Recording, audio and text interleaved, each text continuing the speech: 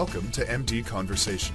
This module discusses an overview of ulcerative colitis, a common form of inflammatory bowel disease, or IBD. This information is taken from a recent review of the medical literature and attempts to be as comprehensive as possible. However, it may not necessarily reflect the experience of your healthcare provider or the specifics of your situation. This program is strictly informational in nature, and no attempt is made to provide opinion or recommendation.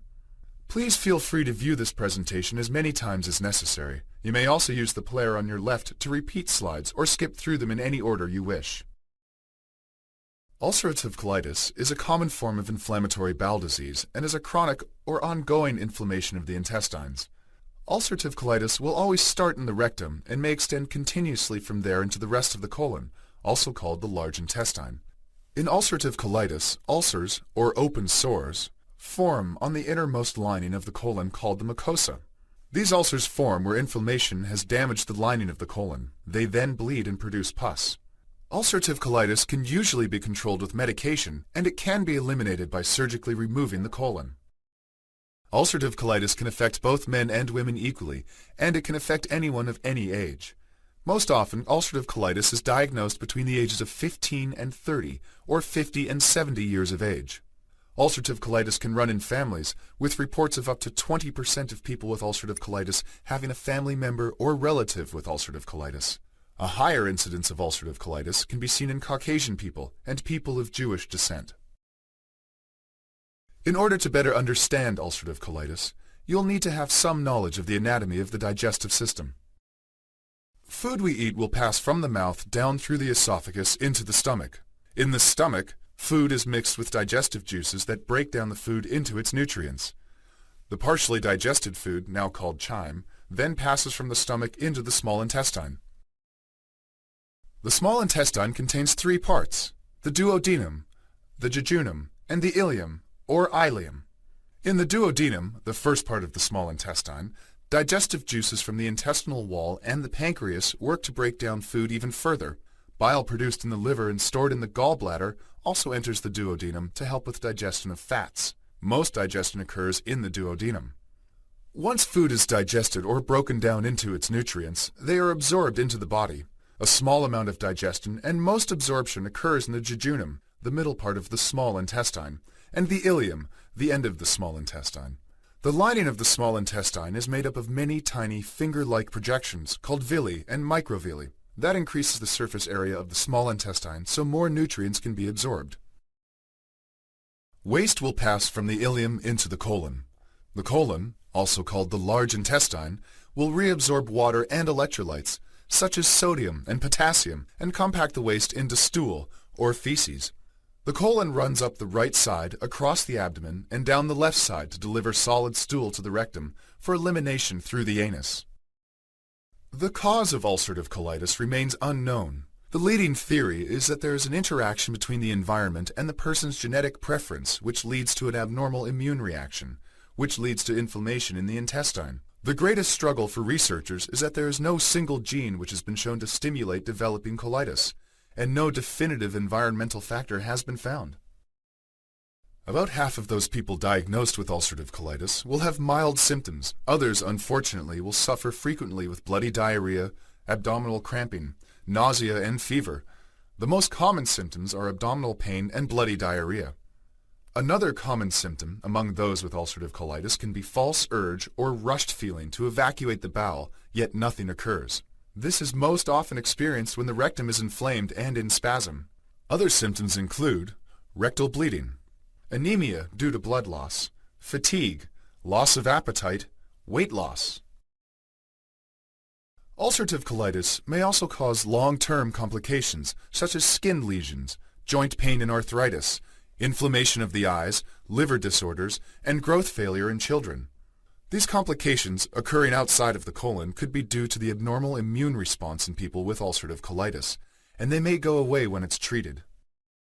In ulcerative colitis, the most dangerous complication is a condition called toxic megacolon. In this condition, the colon swells up due to an accumulation of gases. If a hole or perforation develops in the colon, its contents, including bacteria, can leak out into the abdominal cavity, called peritonitis. Toxic megacolon can be fatal unless treated with surgery. If the disease has been present for longer than 10 years, there's a slightly increased risk of developing colon cancer. This risk increases each year after that, and annual diagnostic tests may be recommended. Other complications of ulcerative colitis include fissures, which are cracks in the skin of the anus, and hemorrhoids, which are swellings of the rectal or anal veins. Diagnosis of ulcerative colitis will first involve a thorough patient history, physical exam, and a series of lab tests. Blood tests may be done to check for anemia, a lower than normal number of red blood cells, as this could indicate bleeding in the colon or rectum. Blood tests may also find a high white blood cell count. These are the blood cells of the immune system and indicate the presence of inflammation in the body. A stool sample is necessary to rule out diarrhea and bleeding caused by bacterial, viral, or parasitic infection. It can also reveal white blood cells, indicating the presence of an inflammatory disease such as ulcerative colitis. Colonoscopy and sigmoidoscopy are the most accurate methods for diagnosing ulcerative colitis and for ruling out other possible conditions such as Crohn's disease, diverticular disease, or cancer. In these tests, a doctor will insert an endoscope, which is a long, flexible, lighted tube connected to a computer and TV monitor, into the anus and rectum and pass it up into the colon.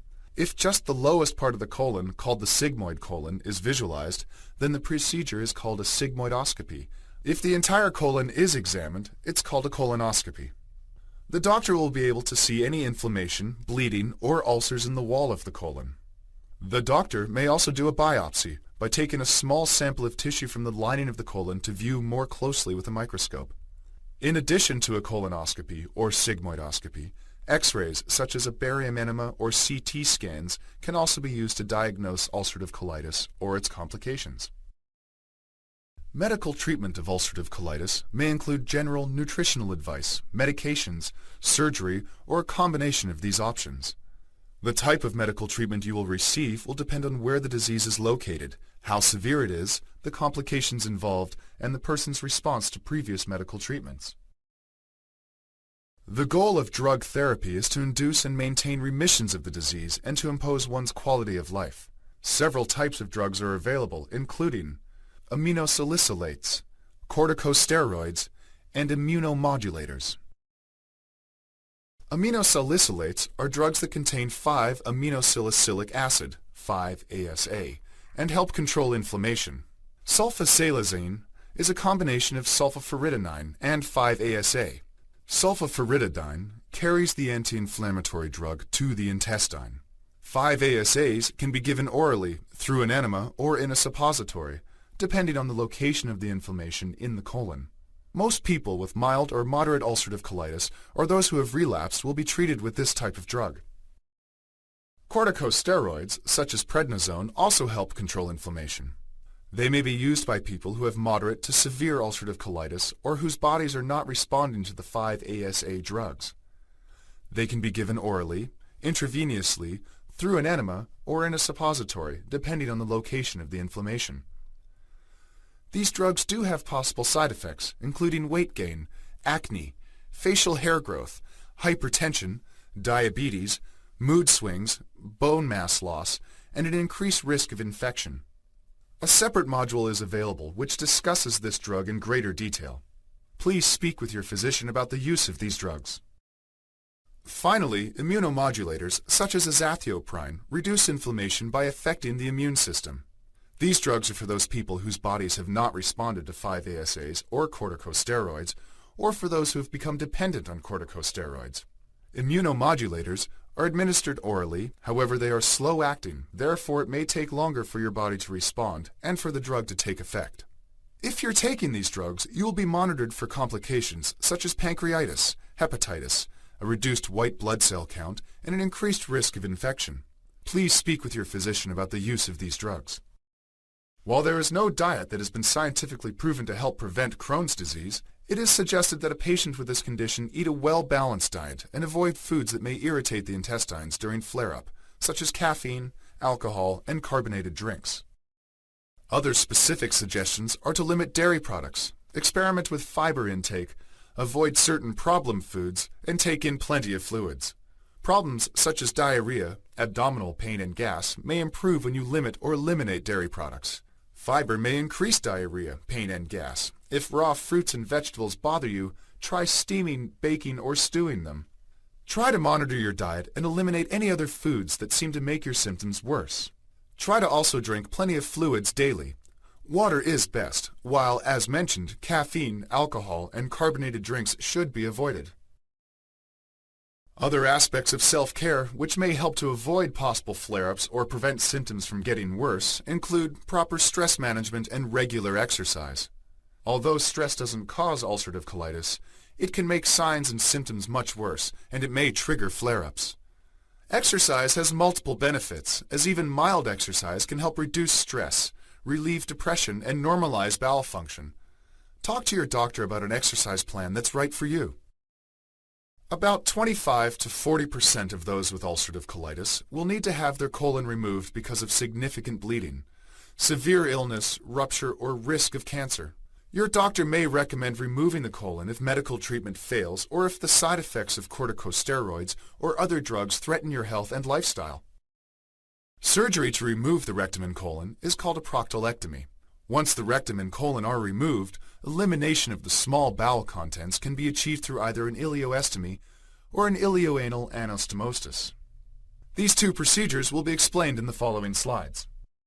For an ileostomy, the surgeon will create a small opening in the abdomen, called a stoma, and attach the end of the small intestine, called the ileum, to it.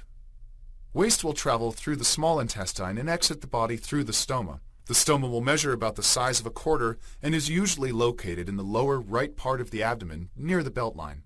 A pouch will need to be worn over the stoma to collect waste, and will be emptied as necessary. With an ileoanal anastomosis, also known as a pull-through operation, part of the anus will remain, which allows for normal bowel movements. In this operation, the surgeon will remove the colon and most of the rectum, leaving the anal sphincter. A pouch will be formed from the ileum and attached to the anal sphincter. Waste will be stored in the pouch, pass through the anus in the usual manner. Following this procedure, bowel movements may increase, stool may be more watery, and inflammation of the pouch is a possible complication. Not every operation is appropriate for every person, and surgery will depend on the severity of the disease, your needs, expectations, and lifestyle. Please speak with your doctor about these procedures to determine whether they are appropriate for you. About 5% of people with ulcerative colitis develop colon cancer. The risk of developing colon cancer depends on how long you have had the disease and how much the colon has been damaged. Sometimes dysplasia, which is precancerous change in the cells lining the colon, may occur. Those with dysplasia are more likely to develop cancer. Your doctor will look for signs of dysplasia when doing a colonoscopy or sigmoidoscopy and when examining tissue removed during these tests. According to the 2002 updated guidelines for colon cancer screening, people who have had inflammatory bowel disease throughout their colon for at least 8 years and those who have had IBD in only the left colon for 12 to 15 years should have a colonoscopy with biopsies every 1 to 2 years to check for dysplasia. This screening has not been proven to reduce the risk of colon cancer, but it may help identify cancer in the early stages. Pregnancy and parenthood can be stressful situations, so it is recommended that anyone with inflammatory bowel disease discuss this issue carefully with their physician. In summary, ulcerative colitis is a common form of inflammatory bowel disease, or IBD, which is a long-standing inflammation of the intestines. Specifically, ulcerative colitis involves the rectum and the colon. There is no known cause of ulcerative colitis. Symptoms can be severe to moderate diarrhea, abdominal cramping, rectal bleeding, weight loss or vomiting, joint pain, and a false urge to move the bowels. Diagnosis of ulcerative colitis can be made through a physical exam, blood test, stool sample, an upper GI test, and/or colonoscopy. There can be several complications of ulcerative colitis, such as malnutrition and toxic megacolon. Treatment for ulcerative colitis involves conservative measures, medications, and surgery. Dietary changes, stress management, and regular exercise can help ease symptoms and reduce flare-ups. Medications, such as anti-inflammatories, corticosteroids, and immunomodulators can be taken to help suppress the immune response and ease the symptoms. When necessary, removal of the rectum and colon, called a proctolectomy, can completely cure ulcerative colitis. This slide lists some of the many resources available where you can find more information about ulcerative colitis. These current references were used to assist in the preparation of this module. These references were also used. All of these are available through the internet or your local medical library if you are interested in more detailed reading on this subject.